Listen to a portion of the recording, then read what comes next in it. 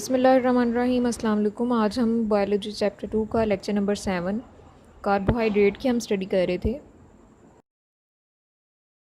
आज हम इसमें मोनोसेक्राइड के रिंग स्ट्रक्चर की स्टडी करेंगे।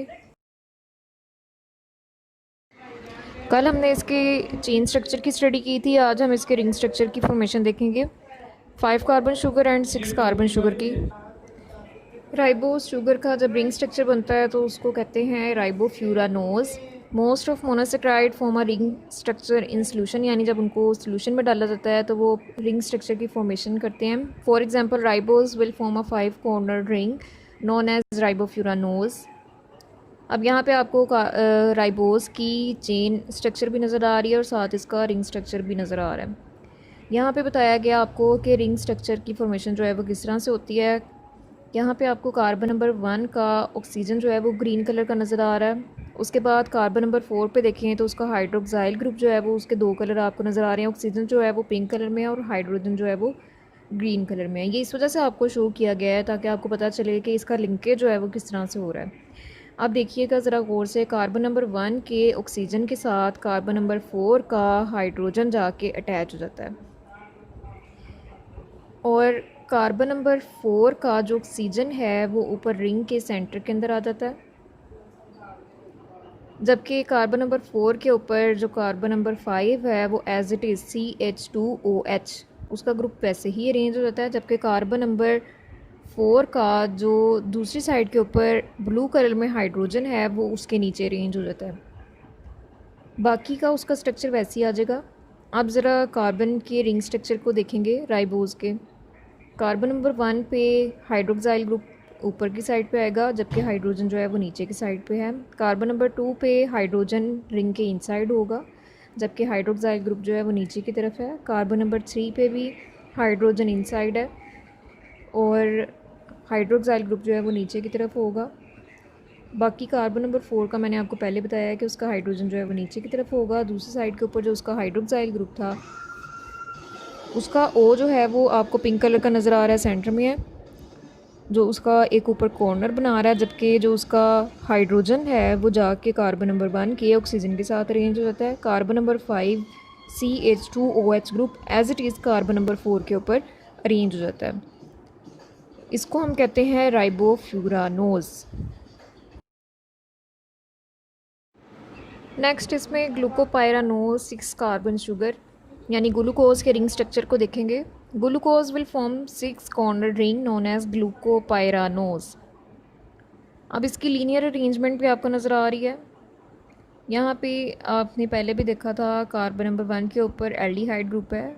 कार्बन नंबर 3 का हाइड्रोक्साइल ग्रुप जो है वो लेफ़्ट साइड के ऊपर था। अब यहाँ पे कार्बन नंबर 5 का OH ग्रुप इस वजह से कलर किया गया है, जैसे अभी आपको ऊपर दिखाया गया था राइबोस का जो रिंग स्ट्रक्चर था कि उसमें जो सेकंड लास्ट कार्बन है वो जाके अटैच होती है कार्बन नंबर 1 के साथ। तो ये आपने याद रखना है कि जब भी कार्बन नंबर 1 के साथ जो है वो हाइड्रोक्साइल ग्रुप जाके अटैच होगा, वो कार्बन नंबर जो भी हमारे पास स्ट्रक्चर होगा उसके सेकंड लास्ट कार्बन का होगा। तो ये आपने याद रखना है कि चेन में सेकंड लास्ट कार्बन जो है वो कार्बन नंबर 1 के साथ जाके बाइंडिंग करता है, तब उसकी रिंग की फॉर्मेशन हो रही है, जैसे कि यहाँ पे आपको नज़र आ रहा है। कार्बन नंबर 1 का जो है वो ग्रुप एक साइड पे चला गया। कार्बन नंबर 2 जो है वो बिल्कुल उसी डायरेक्शन में नीचे की तरफ उसका आ गया, ग्रुप OH ग्रुप नीचे की तरफ आ गया है। कार्बन नंबर 3 का चूँकि हाइड्रोक्साइल ग्रुप दूसरी साइड के ऊपर था, इस वजह से उसका OH ग्रुप जो है वो रिंग के इनसाइड चला गया। कार्बन नंबर 4 का OH ग्रुप राइट साइड के ऊपर था, इसलिए वो नीचे है। कार्बन नंबर 5 का हाइड्रोजन जो है वो इनसाइड हो गया। कार्बन नंबर 5 का OH ग्रुप अब जाके बाइंड करेगा कार्बन नंबर 1 के साथ। कार्बन नंबर 5 के ऊपर कार्बन नंबर 6 CH2OH का group as it is arrange हो गया। अब यहाँ पे इसकी थर्ड वाली जो रिंग बन गई है उसको देखिएगा। कार्बन नंबर 1 के ऊपर जो पिंक कलर का आपको ग्रुप नज़र आ रहा है वो कार्बन नंबर 1 का था, यानी हाइड्रोजन और ऑक्सीजन। उसके साथ आके बाइंड किया है कार्बन नंबर 5 का हाइड्रोजन। कार्बन नंबर 2 की अरेंजमेंट एज इट इज़ है, 3 की भी वैसे ही आ गई है, 4 की भी हाइड्रोजन ऊपर है, हाइड्रोक्साइल ग्रुप नीचे की तरफ हो गया। कार्बन नंबर 5 के ऊपर कार्बन नंबर 6 का ग्रुप अरेंज है। और कार्बन नंबर 5 का ऑक्सीजन जो है वो उसका 6 कॉर्नर जो है वो बना रहा है, और कार्बन नंबर 1 के साथ उसका हाइड्रोजन अटैच है। इधर आपको एंड पे ग्लूकोपाइरानोज का कंप्लीट स्ट्रक्चर जो है वो नज़र आ रहा है। आपने जब इसका रिंग स्ट्रक्चर बनाना है तो आपने इसी शेप का बनाना है और आपने बहुत प्रैक्टिस करनी है, तभी आपको ये स्ट्रक्चर बनाना आएगा ठीक से। अकरेंस ऑफ ग्लूकोज, कहाँ कहाँ पे ग्लूकोज पाया जाता है। In free state glucose is present in all fruits being abundant in grapes, figs and dates. यानी मोस्टली फ्रूट्स के अंदर ग्लूकोज प्रेजेंट होता है, ग्रेप्स में यानी कि अंगूर में, फिग्स बोलते हैं अंजीर को, और डेट्स खजूर में मौजूद होता है। और blood normally contain 0.08% glucose in combined form, यानी अगर किसी और के साथ कंबाइन करता है it is found in many disaccharide, यानी अगर ग्लूकोज के साथ बाइंड करता है या बहुत सारे ग्लूकोज के मॉलिक्यूल के साथ बाइंड करता है तो वो बनाएंगे polysaccharide. Starch, cellulose and glycogen yield glucose on complete hydrolysis, यानी स्टार्च, सेलुलोज और ग्लाइकोजन पॉलीसेक्राइड हैं, तो जब इनकी हाइड्रोलाइसिस होगी यानी इनकी ब्रेकडाउन होगी तो वहाँ पे बहुत सारे ग्लूकोज के मॉलिक्यूल आ जाएंगे।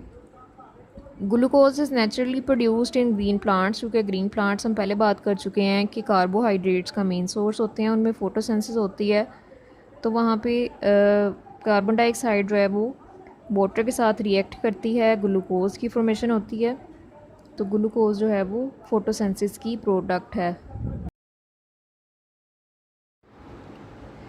As indicated in the equation, जैसे कि आपको इक्वेशन में नज़र आ रहा है, कार्बन डाइऑक्साइड जो है वो रिएक्ट कर रही है वाटर के साथ in the presence of sunlight, sugar की फॉर्मेशन हो रही है यानी ग्लूकोज की, C6H12O6 plus 6H2O plus 6O2। This is why the process is called photosynthesis, चूँकि यहाँ पे एनर्जी जो है वो कंज्यूम होती है, यानी सनलाइट जो है वो कन्वर्ट हो जाती है यहाँ पर केमिकल एनर्जी ग्लूकोज की फॉर्म में। It is not worthy that for the sense of 10 gram of glucose 717.6 kilo calorie of solar energy is used, यानी कि 10 ग्राम ग्लूकोज बनाने के लिए 717.6 किलो कैलोरी सोलर एनर्जी जो है इस्तेमाल होती है। This energy is stored in glucose molecules as chemical energy and become available in all organism when it is oxidized in the body, यानी जब ऑर्गेनिज्म इस ग्लूकोज को प्लांट से लेते हैं तो वहाँ उनकी बॉडी के अंदर ये एनर्जी जो है वो उनकी एक्टिविटीज़ के अंदर जो है वो यूटिलाइज होती है।